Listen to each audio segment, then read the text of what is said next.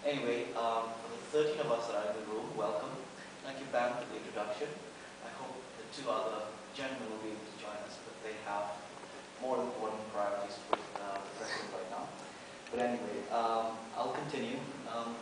As Pam has mentioned, I'm more interested in looking at intergenerational dialogues, conversations, especially with regards to climate change. And we're here looking at Article 6 and how our caucus, which is very involved in the Commission on Sustainable Development over the past 10, 12 years now. I met Pam in 1996 at the UNFCCC, and we've had an intergenerational partnership ever since, North-South. We both co-chair of the Education Caucus, but work very closely with the Youth Caucus also, and have been pushing for educators to be part of the 9 major groups, or the 10th group in the Agenda 21. But today I would like to give you a perspective of what young people or young professionals, as we say, around the world have been working on, or what they're engaged on with regards to the issue we're talking about here, climate change. Both Pam and I were just in India at the 4th International Conference on Environment and Education, hosted by the Government of India, my government, in partnership with UNESCO and UNEP. And it was amazing to see all educators from formal, non-formal, vocational, even policymakers, scientists, academics gathered together from 90 countries in this 4-day meeting, 50 plus 30. And we're here to bridge what happened in Ahmedabad, India, and carry on the torch to Bali and beyond.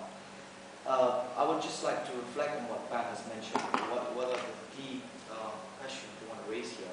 And I would like to put the spotlight on what the young people have been discussing way back from, I was in Rio in 92 and also Chopra, but have been involved more at the local level in Northeast India, on the Himalayan foothills where I belong. But I think that, especially in a country like India, where we have about half the population are young people, and their concerns and priorities are critical to the success of implementing SD programs within the Indian context. And it's the same in many developing countries. In Iran, 70% of the population is youth, and so on. Also in the United States, I believe there's a huge young youth population, but most of them are disengaged and they're not even interested in politics anymore because they possibly don't vote. But I think that approach needs to change. We are leaders in our own right, and we need to be included as partners. And I'm glad to be here in the same forum, sharing with you. But I think it needs to be at all levels, not only at the national, but also at the state, local, and grassroots level, where decisions are made with or in consultation with young people, especially for climate issues and projects with mitigation and adaptation.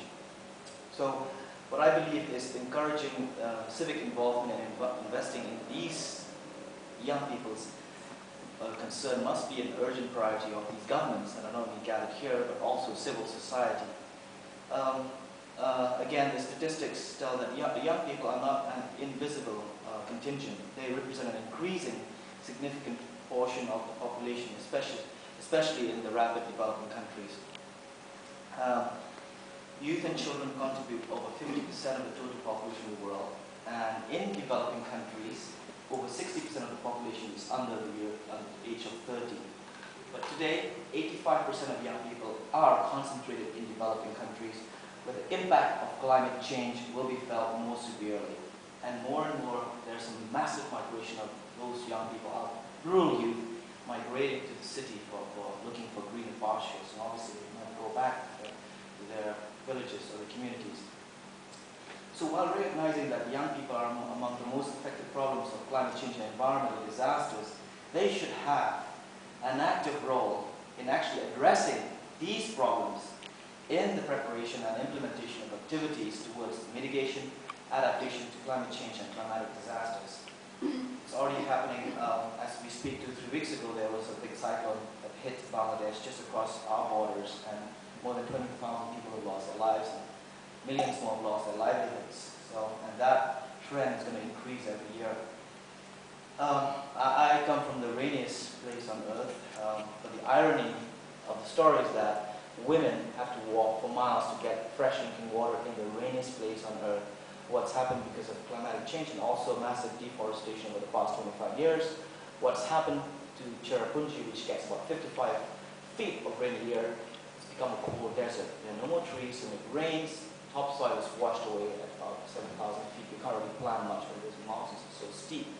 So what I'm saying is that it's very easy to destroy the planet and Mother Earth, and it takes a while to regenerate and recreate what we've destroyed.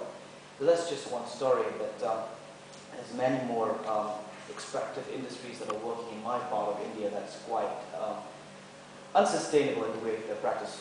Most recently, government of India is trying to mine uranium in some of the villages that I was doing my research in the basis that we need more energy.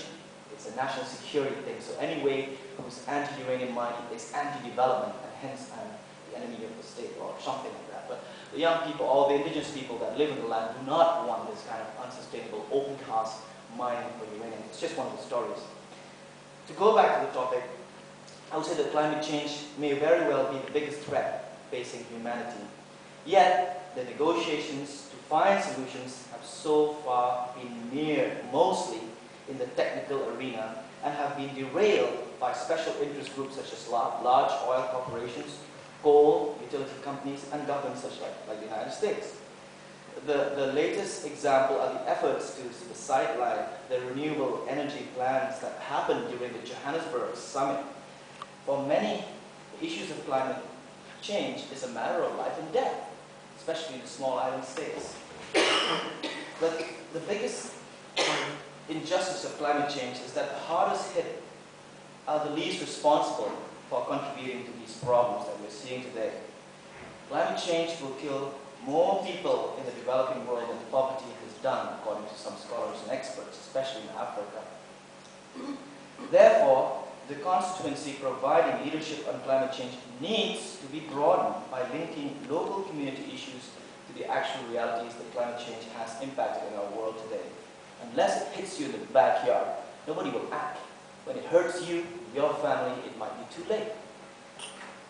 So, global warming has become an inconvenient truth, as Pam has mentioned.